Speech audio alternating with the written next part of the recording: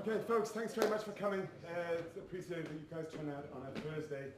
And I know there's been lots of messages around, and thanks for all the input for those who have kind of got involved in this proposal over the last number of months.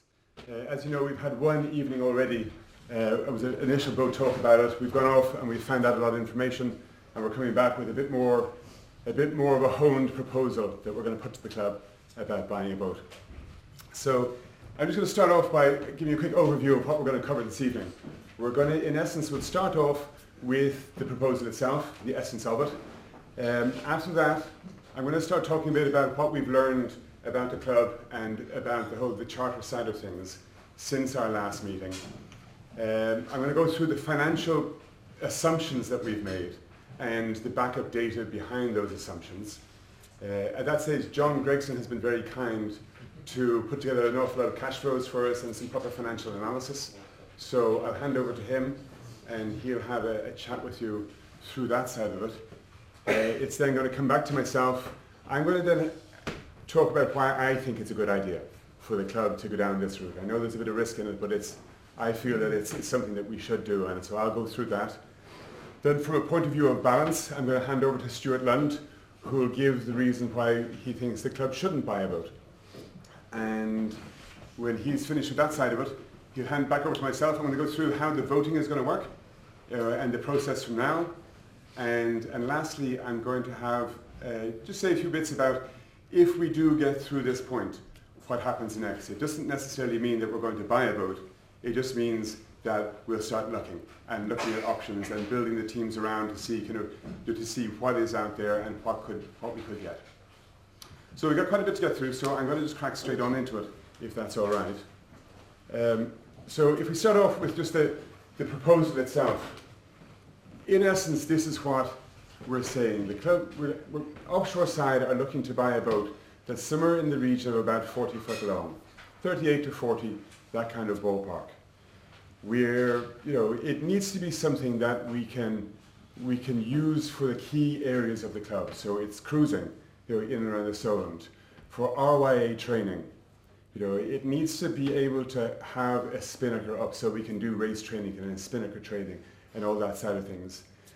We may race it a bit, but it's not the primary goal, and it certainly won't be a boat that would be considered a race boat. It may have been something that was a contender back in its day, but at this stage, it's more of a kind of racer cruiser type of thing. Again, there's no fixed idea on what specific boat it is, but we just need to make sure that whatever we choose will have to be a compromise to be able to make sure that it works for each of the different elements of the club, so that the most people in the club can get use out of it. So what we know so far, at the last meeting, Martin asked the question, and we put up the projection saying, what is it that we said this is what we think we'll do, and he said, well, what did you do last year? So we had a good look at it, and we looked at it in a number of different ways, and depending on how you cut the figures, in total we spent £48,000 on chartering just in the Solent, which is a huge bit of money. Now there was plenty of overlaps to that, and I'll cover that in a minute. But yeah, it was it. If we cut out the overlaps, and just then had one boat going out one time, it was still £40,000 of expenditure on chartering in the Solent. Now, in the last 4 months or so since we had the last meeting, I've talked to an awful lot of the charter companies down there about the idea and the costs and all that side of things. And pretty much each of them have said the same thing, that the tipping point between boat ownership and rental is roughly around 100 days per year of use. Once you get over that, then it's more worthwhile to own. If you're less than that, then you're better off renting, considering all the costs and the hassle and that side of things. So, yeah, so that's in essence it. Now, if you look at the calendar of, this is what 2019 was. Now, you'll see in there that there's an awful lot of overlap. So when you see two colours on the same weekend, there was two different elements of the club going out at the same time. So cruising being in the yellow, blue being mile builders, I think I can't consider it, green being kind of member charters, and RA training being orange. They're the main ones. So you'll see there in April, there's also a number of numbers in here. So we had 2 training boats going out on the same week. In total, we did 152 days paid on the water in the Solent, including all the overlaps and that side of things. That encompassed 45 weekends of sailing, again including overlaps. If we take out all the overlaps that are there, we were 33 individual weekends and 7 midweeks of sailing. Now, and in total then it was 108 days. Now, within this, we used to not pay any attention on overlaps in the club. Training would be doing their thing, offshore was doing their thing, and we didn't think about it. And if things happen to go on the same weekend, probably even better because you might meet up with people in the pub. Whereas we've thought through that and come up with a solution to share calendars and share planning for the future. And there's no reason in these why that weekend there couldn't have been pushed to here, or one of them could have been put to there, or vice versa. And we could have moved stuff around to extend out, and redistribute the actual time on the water. I personally think that on this, the issue that do we use the boat enough? It won't be that we won't have enough use of it. Our issue probably would be that we have too many people requiring the boat and having to manage that side of things. I think there's no end of use that this club can put to a boat, if we get one. Like just in the last while, we have a winter series that goes on in February now. An awful lot of people are sailing very, very late into the year. There's lots of good sunshine, even if it's a bit cold. So I don't think we have an issue with that side.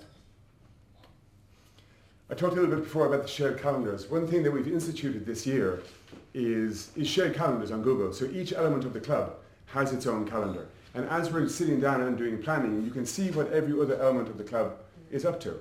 So we know kind of if you're doing something, who's it going to clash with? Are we taking from the same pool of people? And we're trying as best as possible to make sure we don't overlap. Already it's working so far. We kind of Woody's around the island. There was a clash and we removed it because we spotted it in plenty of time. And that way the people who have a foot in both camps, don't have to choose between them. They should hopefully get to do both. And we can use the same strategy for if we have a boat ourselves to make sure that all the various elements, are getting their time and yet the boat gets utilized correctly.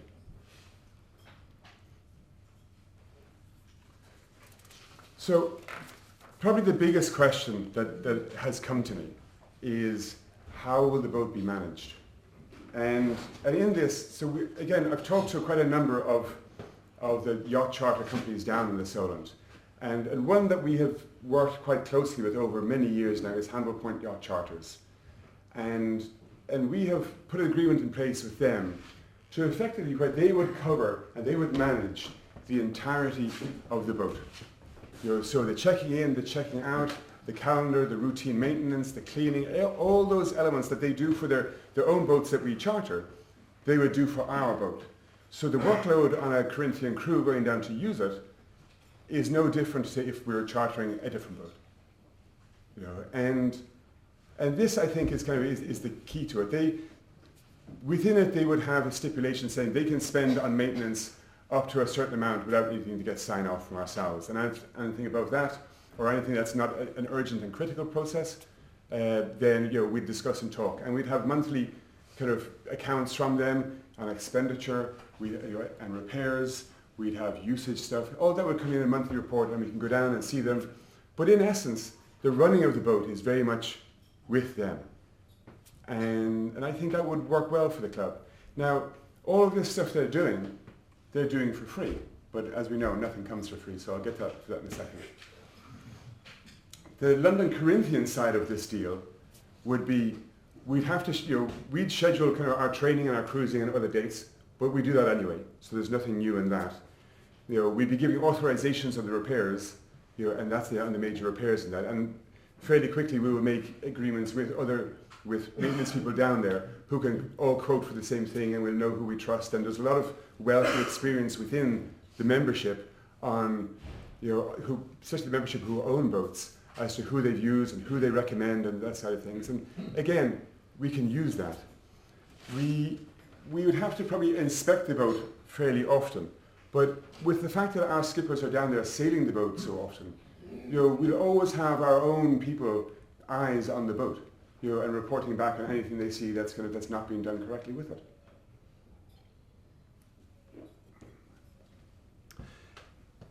Us having a boat is new.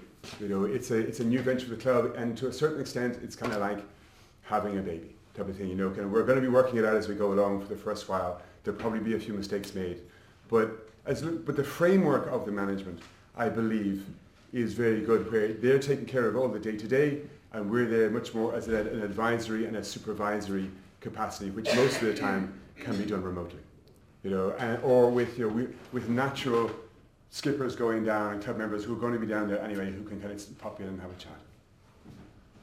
We'd have completely separate accounting for the boat, so all its income and expenditure would be a separate account, would be separate everything to make sure that there's no fudging of figures and accidental money slipping its way in there to try and to cover up any sort of shortfall it may have.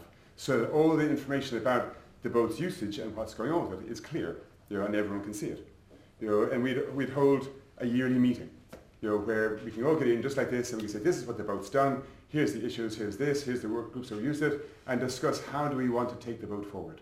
Is it working for us? Is it not working for us? And at any stage we can say, we've tried, it's still not working, it's a bit of a pain in the ass, so fine, so we just sell it. But at least we'll have given it a go and we'll try it, and it'll be an open and collaborative process across the club.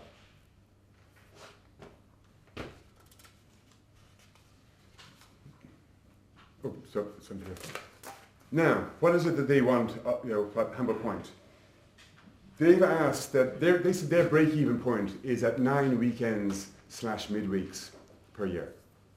So that in total, it comes to roughly about anywhere between 18 and 30 days. It's what they're after. And when they charter out the boat, we split the income. So they take half and we take half. And I'm going to cover this a little bit later on the actual in the financial section. So in essence, I think that's a pretty good deal. They don't get paid unless they're making money, and we get a service for free from them. So I've put what a break-even calendar would look like together, and incorporated in the elements that Humble Point would have. So red is Humble Point, green is dark green member charters, orange is the RYA courses, yellow is the offshore cruising in the Solent.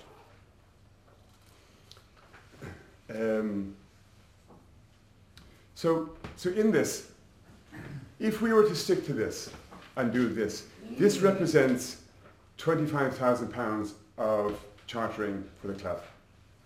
Now, last year we did 48,000. So this is a heavily cut back program, just to show you what break-even looks like from a usage point of view. And I think in this, although that kind of looks a little bit busy and we're full, all the grey areas there are the free periods if we take out, the white being the usage. And you'll see here, there's actually an awful lot left of the year in this. And I reckon, so roughly between the two of them, that represents about a third of the year. Thereabouts. You're going down. Okay, so again, if we find a boat that suits our needs, we've already kind of looked at the usage side of things, and I think we're quite an extensive user of boats. And I think with this arrangement in place with Humble Point Yacht Charters taking care of all the day-to-day management of it, and that side, that the management is actually going to be quite effective as well. There will be some teething issues, but by and large, from the manpower required of the volunteers within the club, I think it all comes back to a very manageable amount. So now the financial assumptions. The first thing I'm going to cover is just on the maintenance side. So I've looked at the various boats they have that are in the same length range that we are looking to buy, and then ask them for all their details, all the expenditure they've had on each of the boats. And they've given us 3 examples very close. The Bavaria 38, a Daler, and a First 40.7. Now, each of those is in the region of what, between 5 and 7 or 8,000. You know, when I spoke to Peter Hops about his boat, he reckons he puts in about 8,000 a year, and look at the mileage that he puts under that one with the transatlantics. He does a lot of the work himself, but he's still up in the region of about 8 grand a year. We're budgeting here that we put in 11,000 a year into maintenance, with the intention that we're not going to spend it every year. And so a chunk of it is going into, sorry to use the term, a sinking fund. You know, but hopefully then, kind of after a number of years, the sinking fund gets to a stage where no matter what comes around the corner, if we get a big hit about something, and those who have boats will know that every now and then a big one comes along, you know, that we're prepared for it. You know, so that's it. Also within this slide, you'll see just in this line here on the years, that represents the number of years data that I've had access to go back on these. The First 40.7 was a fairly new boat to them, but the other ones it's roughly 3 years data. And it's also showing how many days they chartered out the boats per year. Now they told me that the Bavaria 38, its owner does a lot of its maintenance and also uses his own boat extensively, so he doesn't allow it out to them very often, for as much as the other ones. But they're all fairly high numbers, you know, kind of you're 62, you're up to 85 days per year with the First 40.7. So, and I think that just comes because Hamble Point, you know, yacht charters, I don't know if everyone knows them, but they're pretty much in the best location for sailing in the Solent. They're right in the centre, and the closest one down the Hamble River, and you know, and people use them as a result. It's nice and easy. The other sections of the financial assumptions. So the mooring fees, you know, this is what Hamble Point charge at the moment. They're probably the most expensive in the Hamble. Within the Solent, and our insurance is $1,300, which is for bareboat charter, and it also includes loss of income. And the loss of income works, you get 10 weeks of cover of loss of income, but you can't claim for the first 2 weeks. So the worst case that you're getting knocked out on is the first 2 weeks of whatever charter business that you had for going for the boat. And after that, they'll cover it. And I'm not really sure what would happen to a boat that can't be fixed in 10 weeks. You know, that wouldn't be a complete write-off for a boat of the second-hand nature. On the income side of things, we're not matching like for like. So here, what we've done in the past is we've gone around all the charter companies and we've seen who will give us the best deal. You know, and at the moment that's Fairview. Fairview give us 40% off their quoted prices because of the volume that we give them, and the fact that we use an awful lot of the shoulder months and so on and so forth. So, you know, so we were comparing the pricing to that. So we would be putting whatever boat we get to the membership, you know, at these rates down here. You know, so $640 in the wintertime, mid-season is $740 and $845 in the summertime. You know, it's what we're projecting at the moment. So big ticket items. For a 40-foot boat, this is roughly what you're looking at. You know, so if you need a new engine, it's 10 grand. You know, new mainsail 3, and so upholstery. So you can see from the maintenance that we've put to it, the maintenance budget that we've put, you know, after probably 2 years, 3 years, we now have enough of a slush fund in reserve to cover anything that happens. You know, and which I think will give a bit of surety to the club that we have that nest egg there. Okay, so the break-even financials. This is based on the calendar that I showed you yesterday. That if we use the boat as little just to break even, what the whole picture looks like. Now in this, we have 70,000 as an upper limit to spend. These figures are a little bit arbitrary depending on what type of boat that we find. We may find a boat that's coded already, you know, so we can afford to pay a little bit more for it. Or we may find a boat that's in great condition, you know, but you know, it needs coding and it needs to go through a few hoops. So we have flexibility in that, but we're saying that £70,000 is the absolute upper limit of what we'll spend to get a boat up and on the water, coded and ready for business. not just into us and then extra bits going on. That's it, ready for action, and that has to be the final figure. We've talked through the running costs already, so the maintenance, the insurance. Now, the loan interest element of it. We've had an offer of a 10-year mortgage at 7.8%. So the £1,700 there represents what the interest element that would be averaged out over the 10 years. But we've also had very generously an offer from one of our fairly respected offshore members here, who's basically said he'll give the club a loan of £40,000 to cover this element, and he'll give it for free, for interest free, for a 10-year period, which I thought was I nearly fell off my chair when I read that email. It wasn't solicited and it wasn't asked for, but he kind of after we put it out a little while ago, the proposal went out and it came back in. Now, of course, we are an equal opportunities club, so if anyone else has money in their pocket, I would like to donate it into the club on the same terms. My door is open. So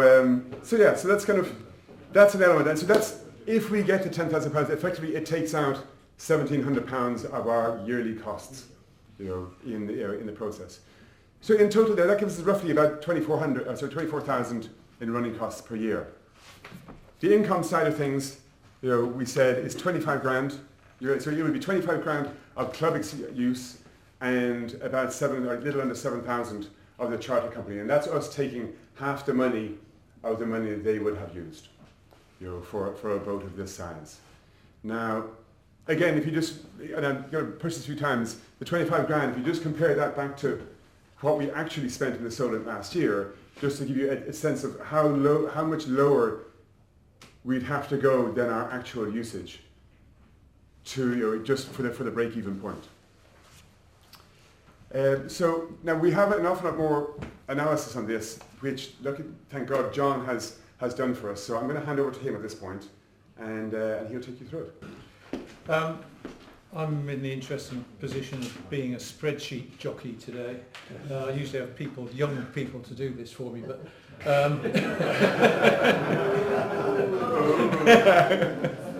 so what we've done is run quite a few scenarios, and for those who are interested in spreadsheets, this whole document is on the website at a location that Ray has, I think, put out already. We will anyway. So what this does is look at the year-by-year cash flows on both a discounted, using discounting, which I'm sure some of you will be familiar with, and also an undiscounted basis. The answers at the end are actually not a lot different. But what it looks at is how much cash is going out of the door year by year over a 10-year period. And when you add all that up over the 10 years, what does it look like? And this is the picture at, as Ray's described, the break-even level of usage, which is a conservative level, conservative assumptions, with the assumptions about maintenance and insurance and moorings and everything else. And the number that you're really looking at are, the numbers are these two here, over 10 years. So in a conservative case, on an undiscounted basis, so that is pure pound notes going in and out of the door, we would get in more, 40 grand more than we'd shelled out over 10 years. And if we discount that, it's 26 grand. So in a conservative scenario, what this is showing is that it's a financial, from a financial and economic point of view, it's a reasonably safe bet. If you look at the scenario that Ray's just talked about, where a club member has generously offered to lend the money at 0% interest, and also put in extra 10% extra usage over the bare minimum in the previous scenario, those numbers go up quite considerably. So undiscounted 133k, discounted 106k. So you see, with a relatively small increase in usage, the benefit over the 10-year period gets a lot better. And also you can see where these numbers go from red to black. The break even, the tipping point between being in the red and being in the black becomes much earlier. In the previous one, it didn't actually break even until like year 8 or even 9, whereas here it breaks even in year 3. So slight increases in usage above the minimum conservative assumption actually are very beneficial. And if the club had a boat like this, I guess there would be a motivation for it to be used and for people to promote its use. So we've run a lot of different cases here with different interest rates in both inflated money values and constant money values. In these numbers are the base case, conservative case. These are the 10% increase in usage. And so you can see the two cases I've shown you are the extremes of the range, but there's a lot of analysis that you can pour through at your leisure on the spreadsheet to look at the intermediate scenarios. And I think that's all I was going to say. Does that assume the zero value on the boat at the end? Oh, sorry, thank you, John. It doesn't assume, it assumes the 30 grand value at the end of so we've paid 55 plus the coding and everything else to start with. We've assumed 30 grand, but even in this scenario, if that was zero, if we gave it away at the end of 10 years, this would still be in the black. Thank you. Yeah, but have you paid back the mortgage? Yes. Oh yes, sorry, yes. This all those mortgage fees. Where have you paid back the mortgage? So the mortgage fees are in this line here. And you know, Ray was talking about 1,700 or thereabouts interest. This is the full mortgage repayment, interest and capital. That was not raised. The one payment is 700. You did like 5,000 euros. So You didn't have a repayment on the mortgage on euro. That was just interest. yeah, exactly. So but if I just go back to mine then, just to kind of clarify that one.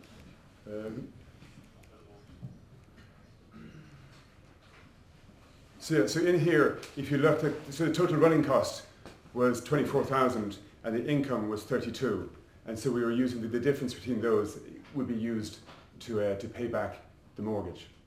You know, and that's pure capital repayment. You know, on that one. Okay, John, thanks very much. Thanks for running through that.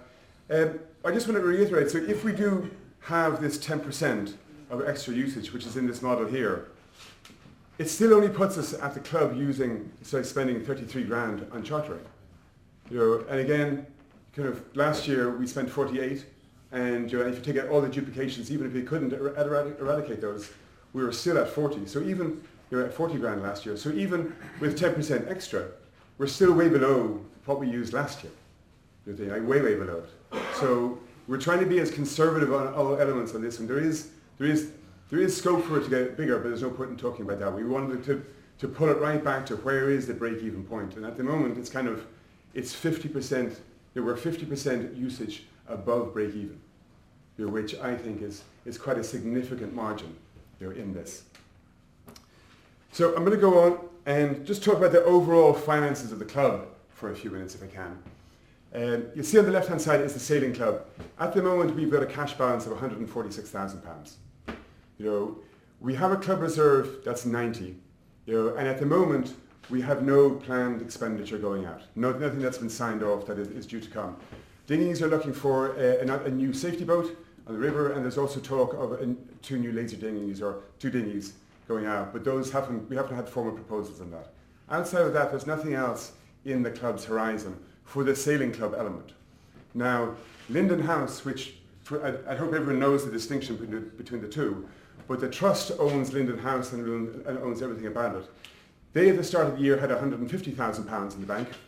They are due to get in 130, broken down from incomes, as you'll see here. So services is doing very well for the club. It's bringing in a lot of money. The use of the building and the bar and all that side of things.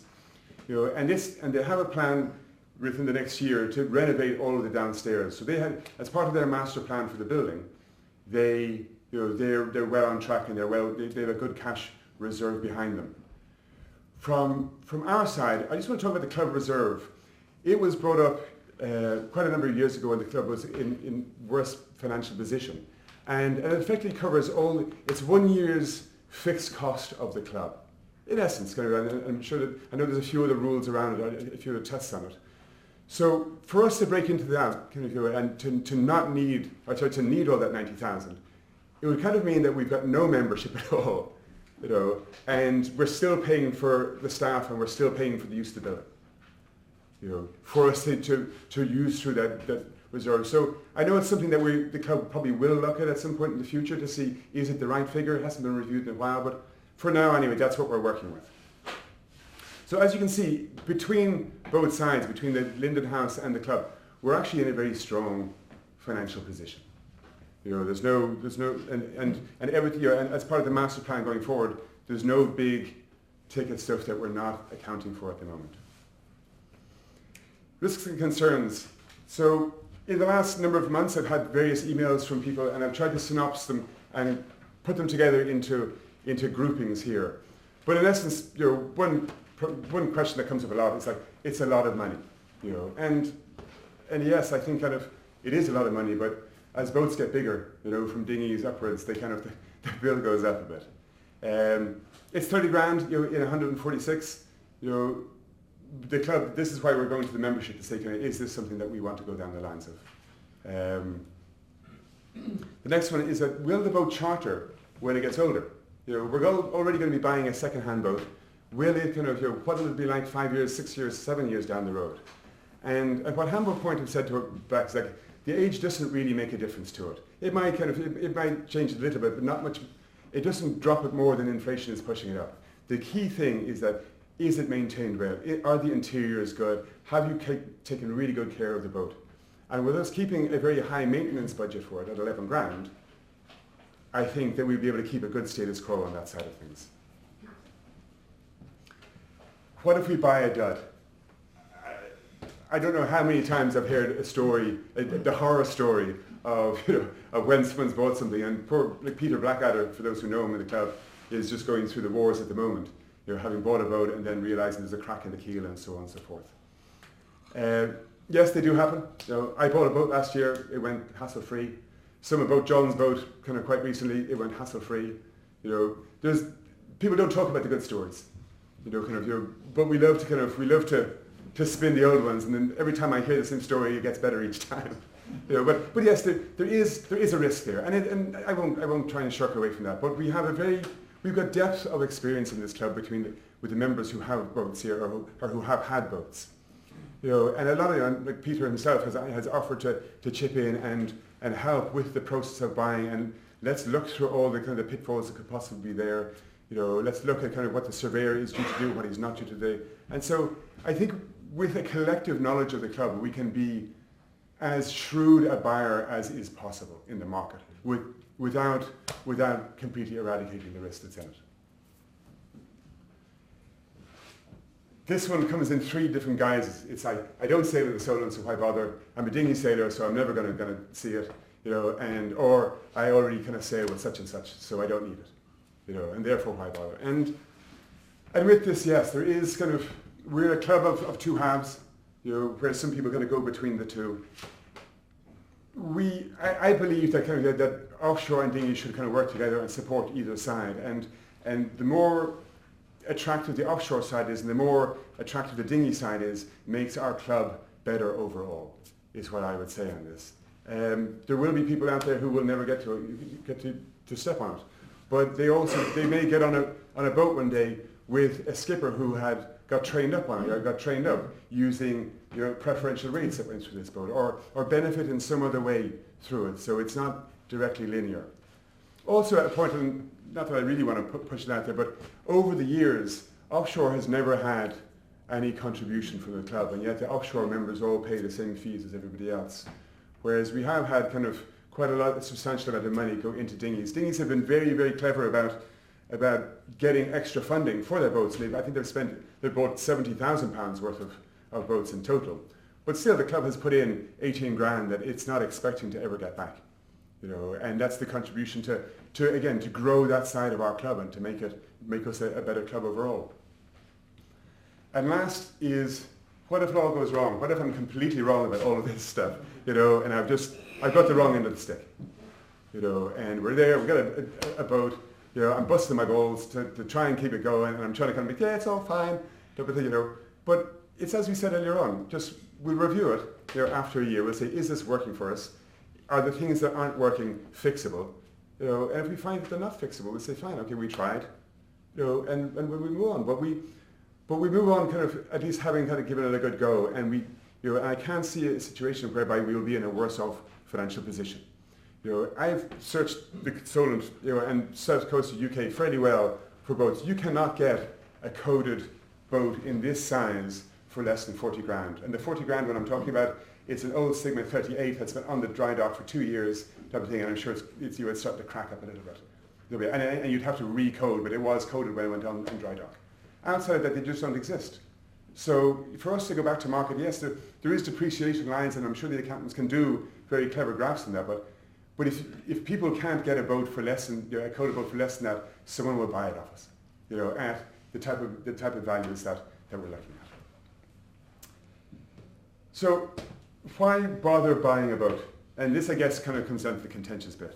There's a few elements of this that I'm going to go through. The first, I think, is that when we charter a boat, we pay a whack of money, of which a good chunk of that is someone's profit, whether it be Hamble Point's profit or the boat owner's profit, you know, and it's no different to, you know, buying a house versus renting a house. I'd like to be paying my own mortgage, thanks very much, and not yours over there.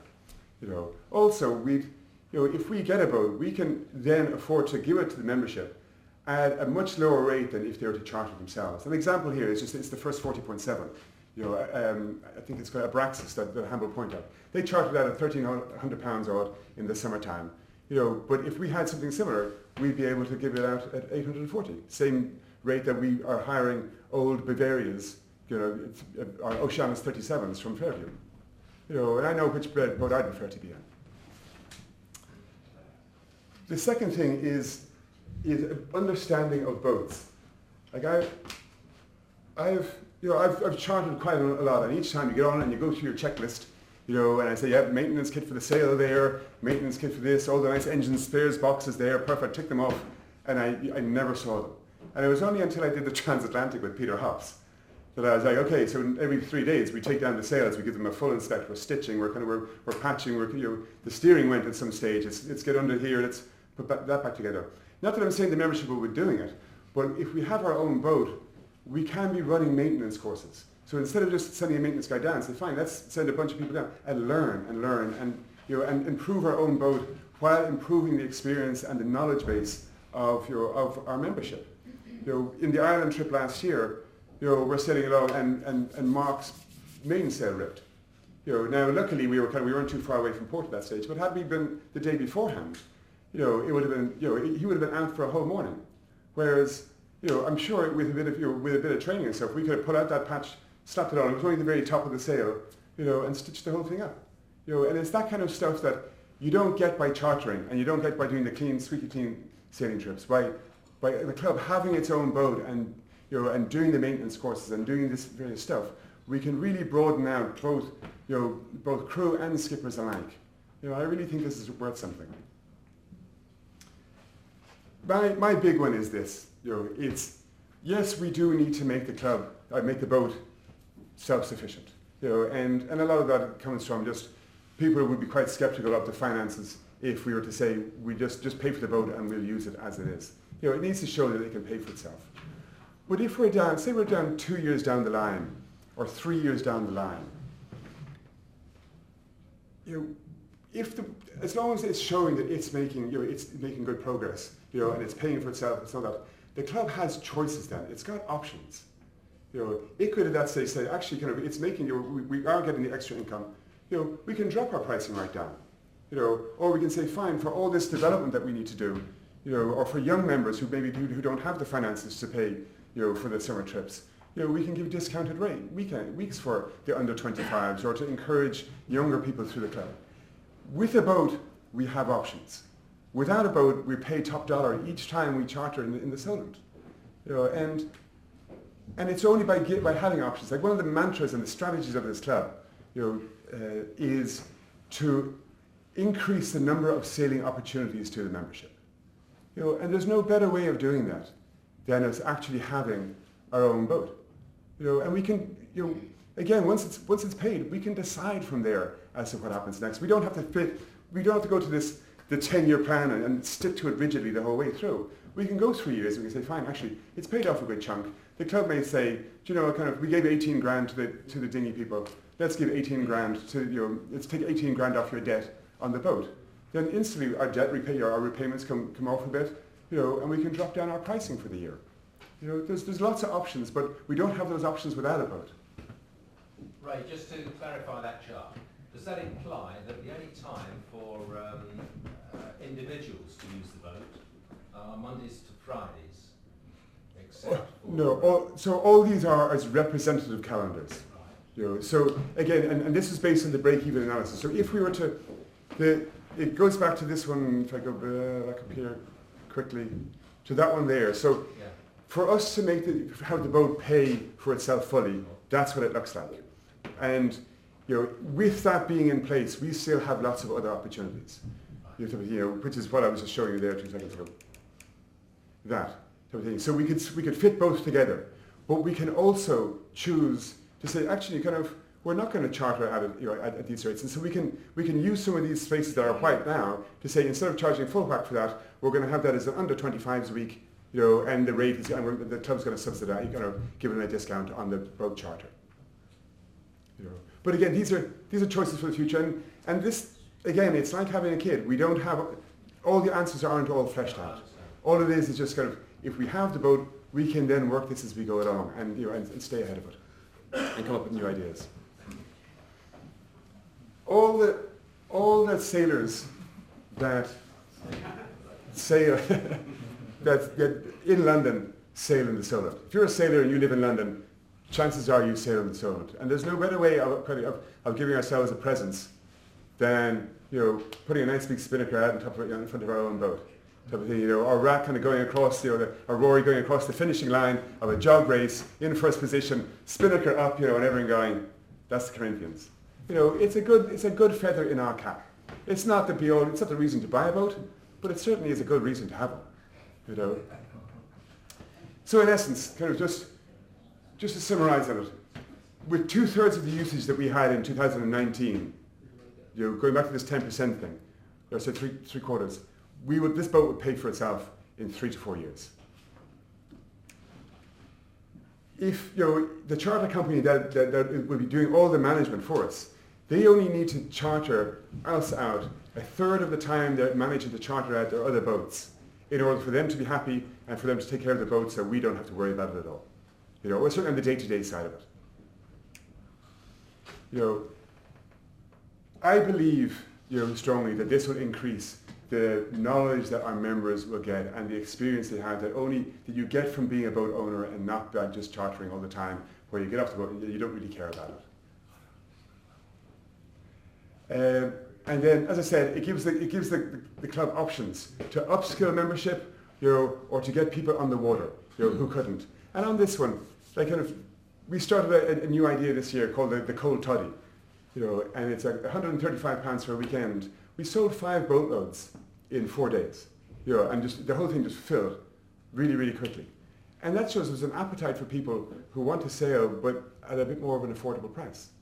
We can't, as a club, offer that to people if we don't have a way of discounting, or if we don't have a boat to do it on.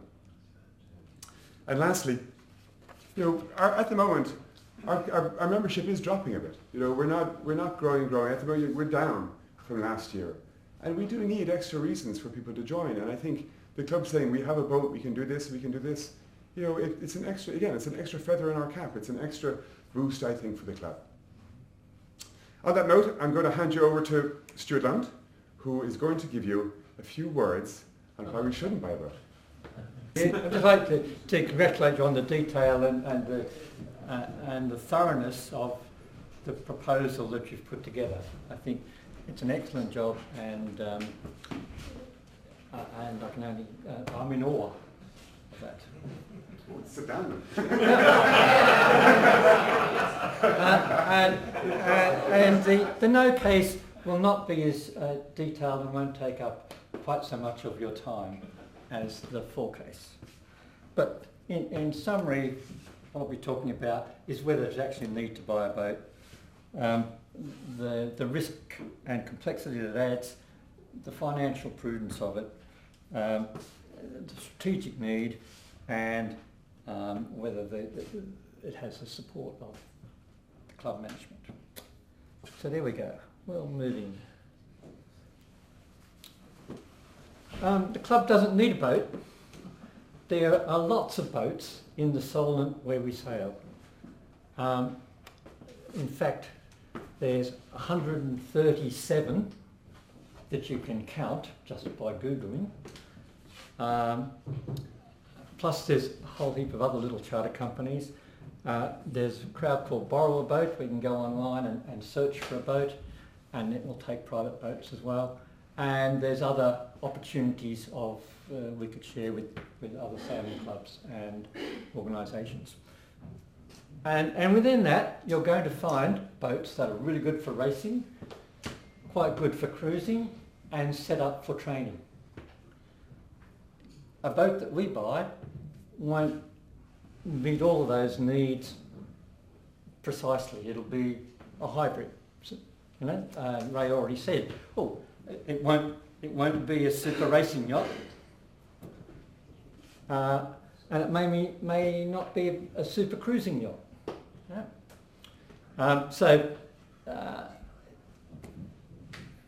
We don't need to buy a boat. There are plenty of them, and we can find the one we want on the day we want.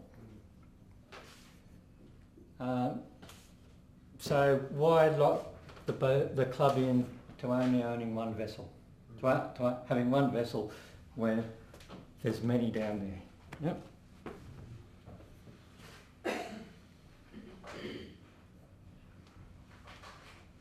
And it's a tough market. There's lots of boats, and it is a tough market to fill those charter periods.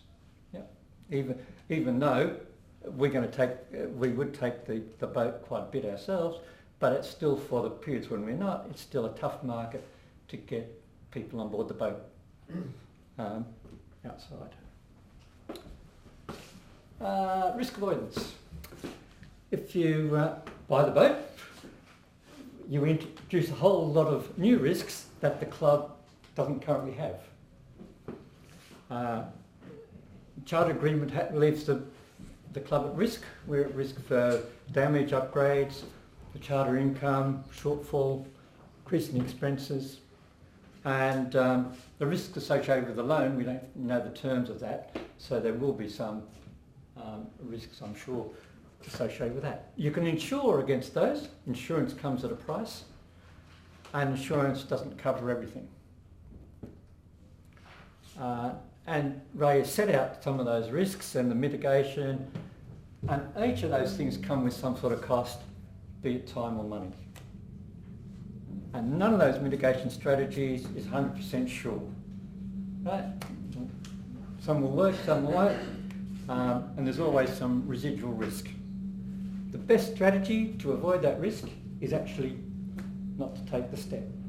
Or, alternatively, if you think the reward is worth that risk, then you go ahead and buy. But I'm just saying that you can avoid that risk just by not doing the deal. Talk about fairness and complexity. So most of the time, the club, when we're going on a Solent cruise, we'll have 3 or 4 boats at a time. One of those boats, under the proposal goes ahead, will be the club boat. The other 3 will be chartered from wherever. So we need to really make sure that all members are dealt with fairly and change the same price. If you're on the club boat, you shouldn't necessarily get a cheaper rate than someone who's on charge from another company. Somehow that has to be evened out. Yeah. And charge the same price, and people are allocated boats on a fair basis. Yeah? So that's just something that needs to be borne in mind. And we need transparency, and Ray's talked about that. But but we've already added a layer of complexity to the club and to the administration of what we're doing. Well, we have to review this stuff, have to have an annual meeting, we have to keep separate records, they have to be looked at, people have to understand them. All that adds extra work, extra complexity to the club. We're going to manage the boat over its lifespan, and that requires skill and attention. We do have lots of people with skills. Do they have the time to give it the attention that's needed, when it's needed? More voluntary work for members, maybe it's pleasant, maybe it's not. And certainly extra admin for Berenice. Another point, will owning a boat add some unnecessary friction within the club? Oh, I don't love what's going on there and that's really upsetting me. Member benefits, will not be direct. You will not get a reduction in your membership fee if the club buys a boat, and you will not necessarily get a reduction in your sailing fees. Cost is not necessarily the prime factor for trips and courses. Time availability of members is a more critical factor. And members want to charter a modern boat best suited to the activity that they're doing. To be forced to go on a club boat, which might not be so new or may not meet their needs, is a downgrade of member benefit.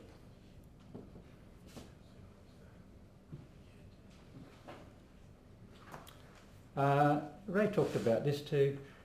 Club boater owner experience. Some members are lucky enough to own boats. And while sometimes the boat purchase works out, sometimes it doesn't. And the costs are generally higher for when you purchase than you expect. Right? You think, oh, I've got to pay this. Yes, now I have to pay some more. But then you have to pay some more again. There are always unexpected and unplanned costs, so we need to understand those pretty well.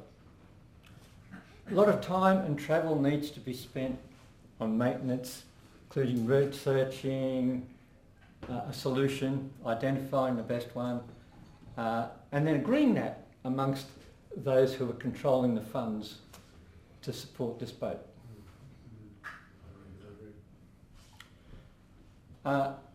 Quality control. There needs to be some sort of contractor supervision when critical work is being done, rather than being left and then finding out it's a bodgy job later on.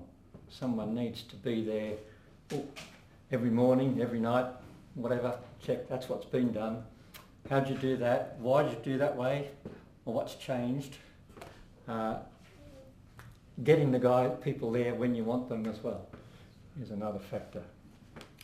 And boat ownership is generally for those with deep pockets if you want to do it properly.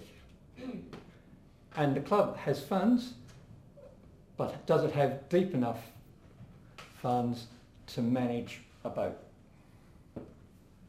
When you don't need to. There are 140 other boats out there you can use.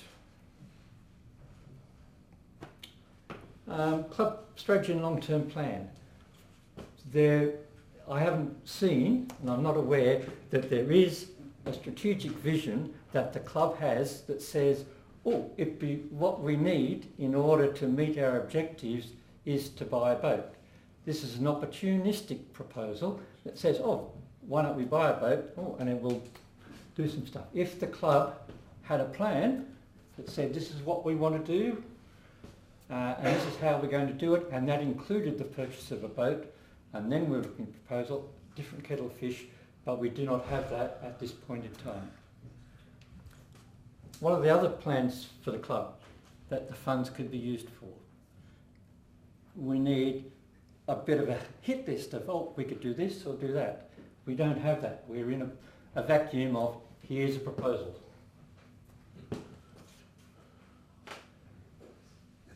And we talked about, so what are the cash requirements? What the funds are used for? The club has a buffer reserve in the past, and Ray talked about that. This proposal reduces that reserve, and we don't have a good rationale for doing that. Slight difference in the cash now. We believe it's 130,000 last time we looked. And the reserve is 95,000 for the annual maintenance, annual costs of the club, leaving free cash of 35,000, which are just about to spend 30,000 plus $5,000 contingency for things we might need in the first month, yeah, to make the boat go. Yeah. So that leaves available cash for other projects of nil, if that 130 is right. Yeah. Right. So the other interesting thing is where our current annual expenditure is 95 and the yacht has fixed costs of 24, the annual expenditure on the loan payment, the annual expenditure has gone up to 126. So the reserve you need, if you're going to keep 100% of 1 year's fixed cost, has now gone up, and we don't have enough because we just spent it all.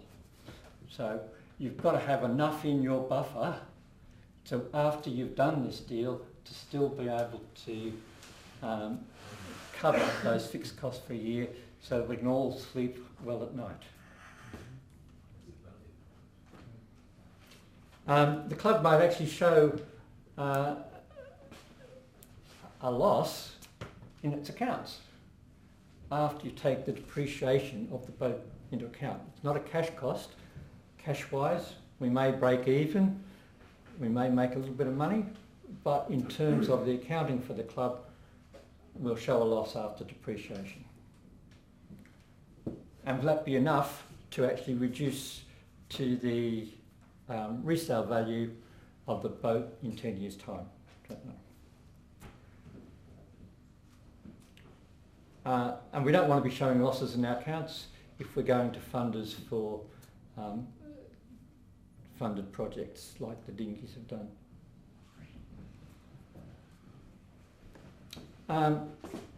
So on that basis, we think the proposal is inadequate for members to approve at this point. It needs a strategic overview to put it into context, and there's a better business case put to the vote. The Offshore Committee didn't unanimously support this proposal. It did support that it should go to members and be considered. The Management Committee hasn't recommended this proposal. It has said yes, it should go to members, but it didn't come with the endorsement of the Management Committee. So I think that says something as well. Neither say about confidence. So can I correct that? That isn't actually true because the Management Committee tasked Richard, Ray, Peter and myself to put together this proposal, an agreed proposal. I think that's a fair statement. Okay. So the Management Committee does. Well, okay, that's fine. Maybe word slightly, but yeah. It has recommended it, or it has not No, recommended it. That's your information. Anyway, so I'm about to finish. So, in summary, there's no need to buy a boat. The proposal adds unnecessary risk and complexity to this club that we don't need. There are some financial implications to the total funding of the club that need to be considered. It doesn't meet a strategic need that's been identified, and just some argument on this last one then, proposal doesn't have the full support of club management. And that's it, and I'd like to thank you very much for your attention this evening. Thank Well done.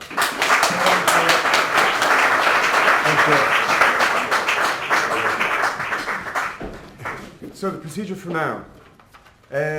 Tomorrow, you're going to receive an email from SurveyMonkey, which will have a link through to your vote. And it'll be a very straight question of, do you think we should buy a vote? It's a yes or no. So there's no mitigation stuff in there. We're also going to send out the link of what was produced tonight and the video to go along with it. We have 2 weeks, I believe. I think your date changed with mine. I think it was 2 weeks. I put 2 weeks from tomorrow. You're putting 2 weeks from today. Which one do you want to do with? Where's Peter? Okay. Peter is the man in charge of the vote because he's the returning officer officially. So in the email that goes out tomorrow, it'll say when voting closes. But it's going to be 2 weeks, so it'll give people time to have a think about it. If there's anything within you've seen tonight that you want to personally fact check to make sure that that's robust, on either sides of the argument, then you have some time within which to do so. In order for this to pass, we did not want it to be a Brexit 48-52. We kind of said, listen, let's make sure there's a substantial majority of the club and a good mandate to take this forward. So we said that we need a 60% majority in order for this proposal to carry. That's 60% of the people who vote. Who vote. 60% of the Yeah, exactly. God. Is there a threshold for numbers of voters? No. No. If we do decide to buy a vote, it does not mean that we're going to buy a vote. All it means is that we're going to just take... Just, it will be 10 seconds. It will be in questions. All it means. The question about the vote. Yeah, go on then.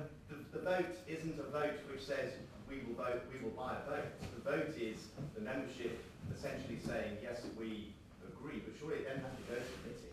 Oh, absolutely. So that's what this slide's about. Yes. Okay. So thank you for preempting that.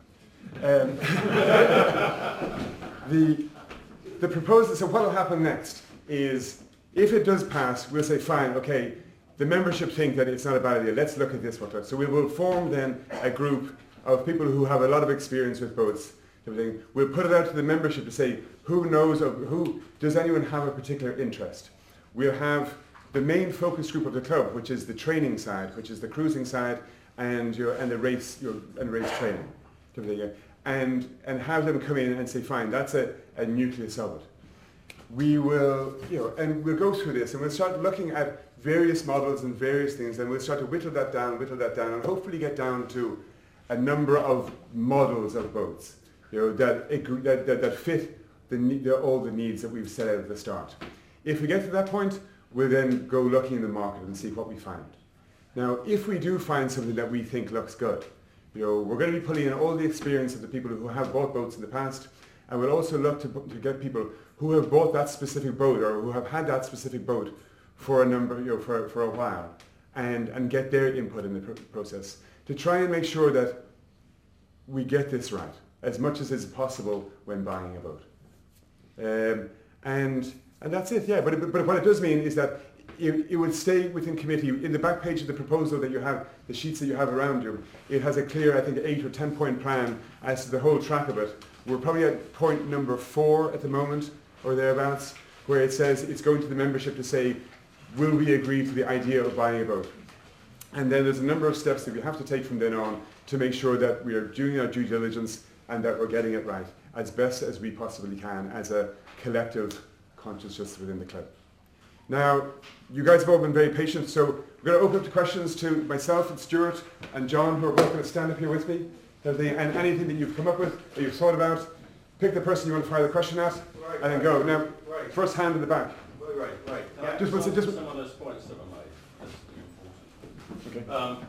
Okay. So there are a few that were made I want to answer. So, and I won't take them in any great order. So, reserves policy of the club, it's more complicated than either party said. The reserves policy of the club looks over a 3-year period.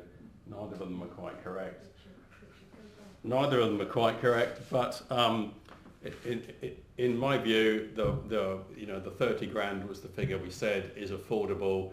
That's why we got to 30 grand. It wasn't 70, which was the first ask. We said, let's look for other funding, and 30 grand was affordable within the reserves of the club. So that's the reserve policy. The rest of the financials, Bill, Peter and I went through them in great detail. There's a lot of numbers in there. Some are a bit high, some are a bit low. you know, my view is it's probably around break even. Could be a bit more, could be a bit less. It all depends. It's very complicated, overdone stuff, but it's probably around break even. Okay. Some of the other points made about Mancom. So the proposal came to Mancom from Ofcom about 6 months ago. Mancom said, you know, that's a good proposal to bring. Ofcom is entitled to bring a proposal like that to Mancom. Makes sense. But we want to do some more work on it to make sure it's, you know, it stacks up before we do anything else. We could have rejected it straight away. We could have actually done it straight away. We didn't have to come to members. We could have said 6 months ago, let's just go and do it, right? So we could have taken that decision. But we said, no, let's work on it, let's refine it, and let's see if it stacks up. So Peter, Bill and myself over 6 months have done a lot of work making sure that this proposal is credible and stacks up. And then we said, look, we need to get the views of members. There are a lot of members with a lot of experience. For me, in my role and in Mancom, we want to involve members, and that's what we're doing, right? So there isn't in the document that went out a formal recommendation, and we talked about that, and it never went to a formal vote. At Mancom, we said part of the decision is to involve members in the discussion, and I think that's the right decision. Well, we did, So that's what we did. yeah, we did vote effectively on Whether the it's process that's come, in the document. yeah. So that's the process that we voted on, and we did a lot of work around making sure the proposal was good enough to go to members in the first place. So we think it's right and credible that it should go. So that's where we got to in Mancom. Some of those other points raised, strategy, that whole thing ebbs and flows depending on who's involved. Dingies have had a 5-year plan, they've still got a 5-year plan. But it's true, we don't have a long-term, strategy with loads of PowerPoint. If we did, it would, 1 year would be next, we'd write it, and then next year somebody else would come in and the whole thing would be different. The point about the strategy, it stands the test of time. So let's not get off. We're going off on a different tangent. We're going off different topics. So let's not answer the topic. You can take that to the AGM or some of those other points to the AGM if you like, so don't get too derailed in that. But I'm saying no. It's right. We don't have a long-term PowerPoint of 20 pages that shows how this fits in.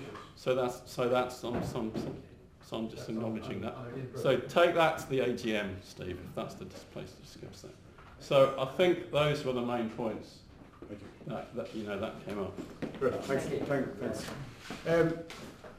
Yourself, you're back. Right, sorry. A lot of people here don't know me. My name is Ben Cooper. I'm a dinghy sailor here. I sailed Sigma 33 for 15 years before I had children. And indeed managed a yacht on behalf of the owner for 10 of those years. I've done fastnet races and all sorts. So I have sailed offshore, I know what it's about. And indeed I actually worked for Navis Bank many years ago and sailed on their boats. Currently I chair the Youth Racing Committee for the RYA, which means that I also sit. Can I ask you, is there a question? Sorry to be abrupt, I want to get everyone to have a chance. Okay. So that means I also sit on their racing committee, which is chaired by Ian Walker. Most of you probably will know who Ian Walker is. No. So, the RYA are particularly worried about the fact that sailing in the UK in general is in decline. Okay. Where are your forecasts about future membership and future usage? There's nothing. Secondly, I think close to a third of the boats in last year's Fastnet race were only sailed by double-handers because there aren't the sailors around anymore. Sailing is dying to an extent. Okay? You haven't taken any of that into account. Is there a question? So, why isn't there any forecast on membership? There's no information on here. That's a question for the AGM. That's for the AGM. That's not. This is specifically. It does indeed, but it's also should be taken to the AGM. Is there anything specifically about the vote? Secondly, I think your calendar, your grey calendar, is very misleading. Have you asked the charter company what usage they get in November, December, January, February, March? I would guarantee that they get very little. Those I agree. those grey bits on your calendar are very misleading. Okay. Yeah? Okay. And I think everyone should understand that. Well, Yeah? the So charter that's- companies so that's don't. my second But, point. but is there a question? Well, I'm making points. Oh, Okay? okay. Because I think this has a bearing on how people... But just so as you understand this club, so like lots of people sail in the winter months in this club. Yeah, yeah. You know, kind of, so while a charter company isn't able to sell a boat, we're using boats. You know, the end of the, 2 weeks ago, kind of we had boats out, and 2 weeks from now we'll have boats out. The whole the frostbite campaign. I'm But making that's the our point that usage is likely to decline. We fill the weekends in December, unsubstantiated. Okay, good. Any other questions? Can I answer the question? No. Let's just keep it on one thing. Phil Robin, I'm an English sailor here, but I've owned 2 yachts, just actually buying another one. I'm not so experienced, I'm very middle sea race and so on. 2 questions I have. First one, a simple one. How many other sailing clubs have got this model running? What's their experience? Have you spoken to them about the good part, bad parts? Is this something that's common among sailing clubs to go and buy yachts? That's the first question. The second thing, it seems to me, looking at the figures, and you know they can be just one way or another, but one thing you can quite sure of is for £55,000 to buy a 40-foot yacht, you're going to be buying a very well-used boat, 15 to 20 years old. You can't get away from it. That's what they cost. Indeed, if you want to get an ex-yacht or something, you'll be paying well over £100,000 because that's the sort of quality boat. And this boat is going to be used, as you said, as an awful lot, which means that it's going to require a lot of maintenance. And £11,000, I think you're just dreaming. It's going to be so much more than that. It costs you about 200 or 300 quid to get the boat lifted out, and every time I looked at the proposal from Hamburg Yacht Charterers, you've got to go in for an initial 3-year period with them. We have to pay all the fees that they request, and although they come to us for anything over £750, that commission should not be unreasonably withheld, which basically means you've got to pay it. There's no other way out of it. So I think I'm very concerned that you don't need much of expenditure on the boat to rise, and suddenly you really are taking a bit of a you're losing your shirt here. And that's a danger, because if you look at the bottom figure here, the actual profit per year is £1,174. And that's not a lot to play with. Okay, you might double that if you're not paying interest. But that's on the break even. Easily go the other way. Okay, but that's on the very break-even case where we've already cut out 50% of the usage of the club. The proposal that you have in your hand is the break-even analysis of that we showed at the start, whereas that equates to the club spending £25,000 on chartering per year. Last year we were 48, and if we take out duplications it was 40. So it's 48,000 was when you had more than one yacht. You know, the times when the 3 became. Okay. 3 yachts being used. No, actually, What's the actual cost for one yacht being used? 40 at any one time, and as we said, all we need to do is just rejig a few of the days because we weren't paying So attention. all I'm saying is, it seems to me, I think we could find very easily there's a risk, a high risk, that the costs are going to be far more than we actually envisage. And the other one is, have other sailing clubs. And I'll be paraphrasing here. I don't know specific clubs who have them, but I know of clubs who have them. I haven't yet talked to a wealth of people about it. I just know that various clubs, university clubs have them. All the clubs along the south coast pretty much have their own boats. The police have their own boat. Most kind of big institutions have a boat. They've had to close them all down. NatWest Bank's Sailing Club actually is a private organisation now. They've all closed down. Okay, and the police one? Is that closed? Well, I would be very surprised if that survives much longer. Well, they're buying another boat, so I hope so.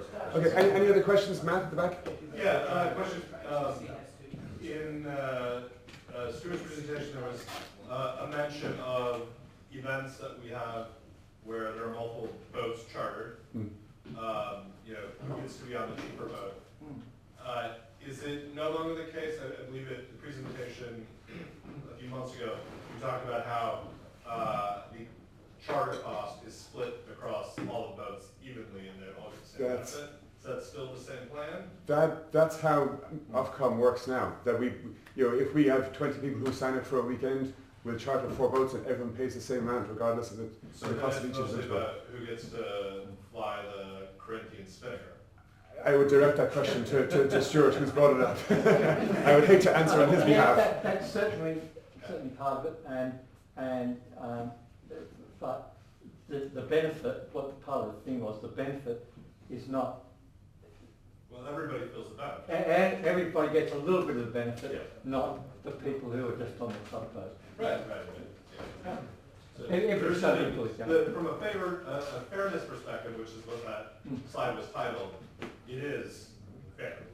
Yeah, reasonably fair. Okay. Mr. Wheaton. Process. Are the questions that are being raised, both here and in writing, going to be answered and made available within a day or two so that they are part of the information for members to make their decisions? We'll definitely be reviewing what goes on in this. I'll answer what I can. Some information I don't have at the moment. Some of it would be quite exhaustive. Like, so say to find out all the clubs that have boats themselves, that's going to take some time. And in essence, what we're at the stage of is saying, do we as a membership think it's a good idea to buy a boat? It doesn't mean that we have to buy a boat. And we can, but in the course of that section of the work, we would look at that quite extensively. Forgive me for being slow. I'm not sure whether I heard a yes or no to that. I'll answer what I can. But if it takes an extensive bit of work to do the research into finding out the information. Questions going to be put up even if they Well, absolutely, haven't been asked. absolutely. Again, it's all being recorded, and everything that has happened tonight is going out to the membership. And my written questions? I can put those in if you'd like to. Yeah, I thought most of those were covered. Is there a section of that we haven't dealt with? The audio has been recorded. Okay, by all means. The audio has been recorded. Yeah.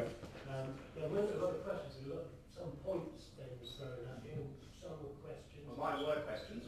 Why is there no forecast on membership and So that's for the AGM. You kind of, I can't. Can I ask you a question, Ray, because I can't answer this? Okay, so am I right in saying that the main rationale for doing this is we're basically paying more at the moment than we need to do for our charter boats? That's correct, isn't it? It's a combination of that. That is one of the factors. Yeah. So if we have a boat of our own, we don't have to pay quite so much, therefore we'll be able to do more and cheaper training. I would agree with that. Yes. So we can get We charter boats because it mitigates the risk of owning one. With charter boats, because we got no other option. Yeah. We don't have, or else we're a sit in the bar club, not a sailing club. We need a boat to sail, and if we don't have one, how does it work? Yeah. We can't all pile onto Peter Ryan's boat. boat. Charter because it is something where it's a given price. No, but what other choice would I have? I don't have a boat.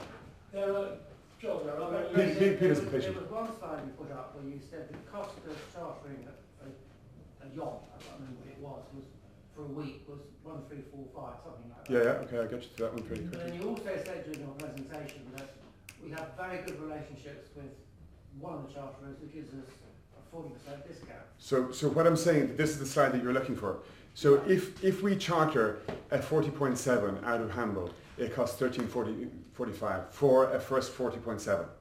Now, at the moment, we do most of our chartering through Fairview, where they give us a good deal. They own a bunch of Oceanus 37s. And so they give us the 845. And so what we've said is that we will use the Fairview cheaper boat pricing for our pricing, so that a member using the club boat would pay the same as if we were chartered an Oceanus 37, even though we're getting a bit more boat for the money. It's not quite correct, and it's not for the same boat, it's for a smaller boat. Correct. Good. Right, the back.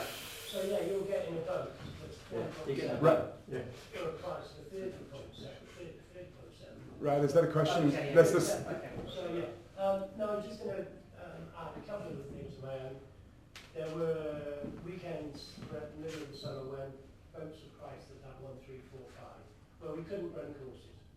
They were too expensive. Okay. We couldn't actually put them on. Yeah. Because it would be so much more expensive than other sailing schools who have their own boats. I'll have Bill answer that one because he's the head of our training here. Again, I'll just give you one last thing, because this weekend we were to sail in the crossbow race again. We had 3 boats racing throughout January, February, March, and that. We ran about 10 courses during October, November, December last year. So we do use them in the winter months. We couldn't go out this weekend. Right. I'll apply the same rule. Is there a question to be had in there? he's basically saying all the things that I'm going to say. Having our own boat gives us a level of flexibility.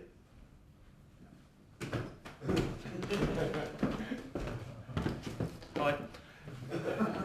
Okay, so having our own boat gives us a level of flexibility we don't have at the moment. This weekend, the weather forecast for Saturday is kind of okay. Sunday is horrible. The problem is we have to charter the boat for the whole weekend. So basically we can't do this weekend. Whereas if we had our own boat, the guys could go out on the Saturday, mess around on Sunday, go home. These dinghy sailors Yeah. now learning to race offshore. It's very important to keep these people involved. So we couldn't do it without our own boats. Yeah. So we've done a lot of things with Sunsail development, but it's trying to figure out a way in which we can get people to grow and evolve what they do.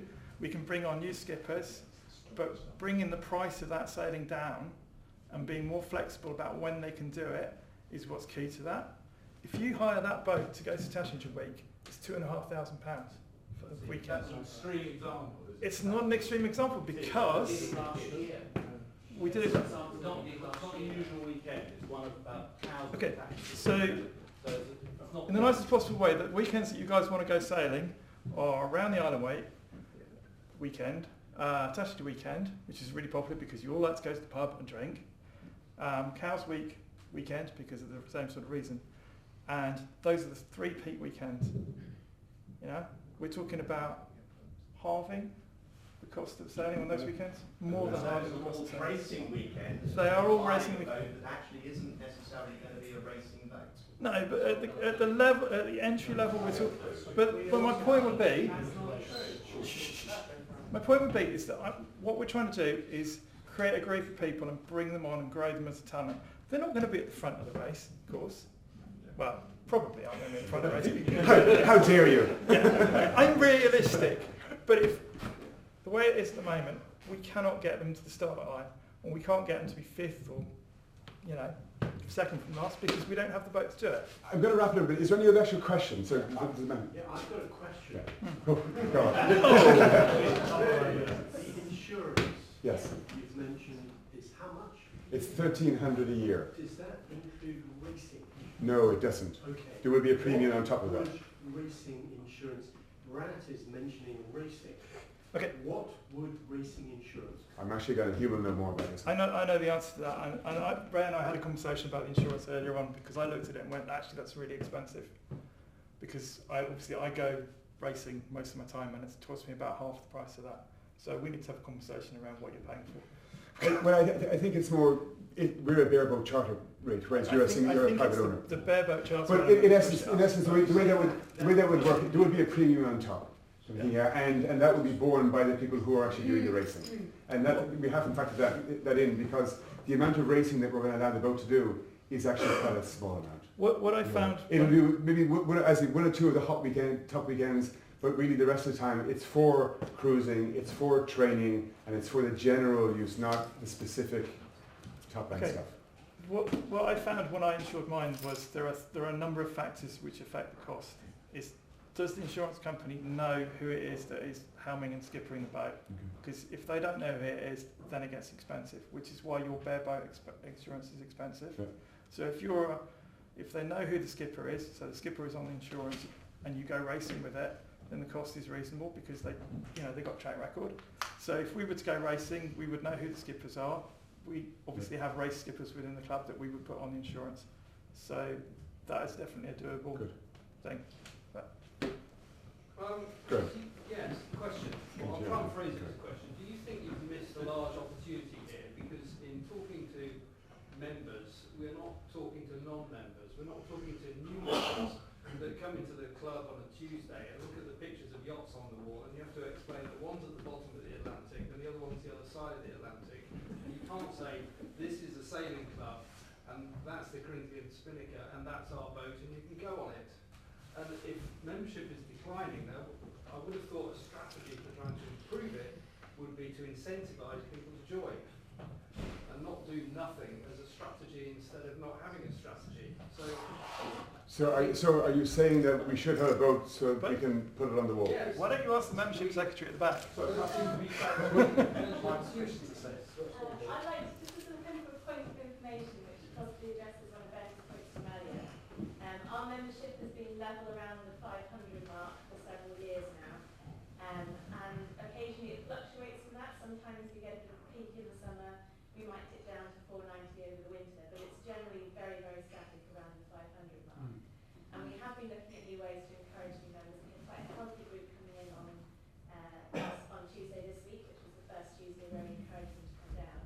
And we're looking more at kind of encouraging kind of younger sailors leaving their university clubs and moving to London to see if we can get a new influx of people in. So, Good. That's good to hear. Thank you. It's Okay, Anthony. it's not what the LCSC. I was going to ask, has ManCon or Ofcom considered whether this is going to attract or put off new members, and similarly for existing members, get them out selling more or encourage them to leave? Okay, to answer that one, we come back to the training logic. A lot of the people who become members get involved with the club because they come on our training courses. If our training courses are more economic and we can offer more of them and a better quality experience, then we bring more people into the club.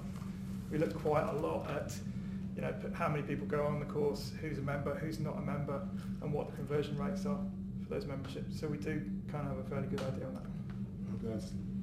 Eddie. I've got another question about insurance. Yeah. Okay, go on. Stuart, my concern is when the boat's chartered out and being sold by people who are not members of the club. Stuart, you said that the charter agreement would leave all the risk with the club with regard to damage. Could you explain? The residual risk is going to sit with the club. It won't sit at the insurance company takes some of it because we pay a premium. There's always a residual which we would have to bear, and that's the club bearing it. It's not the person we borrowed the money from. So any residual risk is ours. But in essence, the club, so the boat is inspected before it leaves the dock to give into someone, and it's inspected when it's brought back. And if there's damage to it, the person who had the boat will pay for that damage entirely. If you take a boat out, there's a If sizable excess. something breaks on it, the insurance company's going to say, how far will that wear and tear? Yeah. You know, if the mast falls down, they'll say, actually, your aluminium mast is 20 Correct. years old Yeah. and it's corroded, so we're not Okay, going to pay up. but can I come back to you on that one? If you, I mean, I look at the racing contracts for people who charter race boats. One of the things you get in there is if you bring the rig down whilst you're racing, you have a significant responsibility for repairing that rig. It's in the contract for the charter. You know, when you take a boat out, there's, what's the security deposit these days? $2 grand? Two, 3 or 4 grand? Yeah. You know, that's quite a lot of damage on a boat.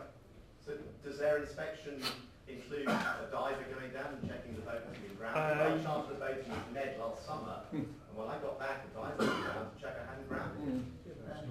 Okay. No, they don't. But if they do find on the next inspection that it's out, the insurance will still cover a grounding.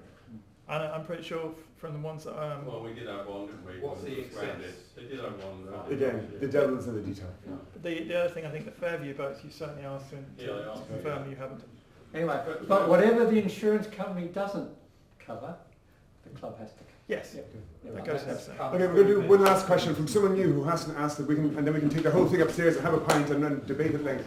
James, at the back. So in any of the kind of the elements of either insurance or the relationship with employees or any of the other parts, is there any of those that need a named individual to be kind of part of that, or can it be the club that's responsible?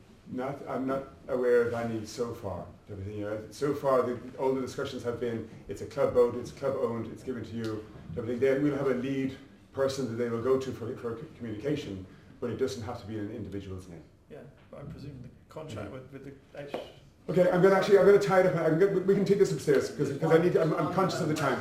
On liability, and God forbid it doesn't happen, if we have a boat and there is a death on it, where is the liability? With the skipper of the boat. The liability with the health and safety. Can I answer that one? Okay, so if there is an accident on a boat, the health and safety regulations apply, whether it's our chartered boat we've chartered from somebody else. it's no different. Makes absolutely no difference. Good. Absolutely, but then that's the same as if it was on a chartered club event. One and all, I thank you for your time and coming out. I thank you for your participation. And as I said, the voting stuff will be out tomorrow. If there's anything you want to find out, my email is open. You can email anything through and ask. And yes.